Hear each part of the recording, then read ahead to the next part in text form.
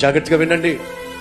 ఆదాము నుండి అబ్రహాం వరకు 2000 సంవత్సరాలు, అబ్రహాం నుండి యేసుక్రీస్తు యొక్క జన్మ వరకు 2000 సంవత్సరాలు, యేసుక్రీస్తు యొక్క జన్మ నుంచి నేటి వరకు 2000 సంవత్సరాలు, మొత్తం కలిపి 2+2+2 మొత్తం వినండి 6000 సంవత్సరాలు.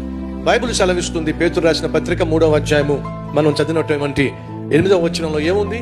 దేవుడి దృష్టిలో ఒక దినము ఏమిటట? 1000 సంవత్సరాలు.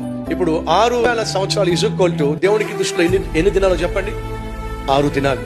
6 దినాలు ముగిసిపోయినాయి అనుకోండి. దేవుడు 7వ రోజున పని చేశాడా? పని చేయాల. 7వ రోజు ఏమిటట? విశ్రాంతి. అనగా ఎన్ని సంవత్సరాలు గడిచిపోయినాయి? 6000 సంవత్సరాలు, అనగా 6 దినములు గడిచిపోయినాయి. అండ్ అర్థం తెలుసా? 6 రోజులు గడిచిపోయినాయి. టైం ఎంత అయిందో తెలుసా మీకు? 11 గంటల 59 నిమిషాల 59వ సెకండ్ మీద సెకండ్ ముళ్ళుంది. ఇంకొక సెకండ్ అయింది అనుకోండి, 7వ దినం వచ్చేస్తుంది. సహోదరులు సహోదరులు, చివరి గడియలో మనం ఉన్నాం, చివరి నిమిషంలో మనం ఉన్నాం, చివరి సెకండ్ లో మనం ఉన్నాం. ఏ క్షణమైనా యేసుక్రీస్తు వచ్చేస్తాడు. కాబట్టి మనం సిద్ధంగా ఉండాలి. ఈ వాస్తవాన్ని మర్చిపోవద్దు.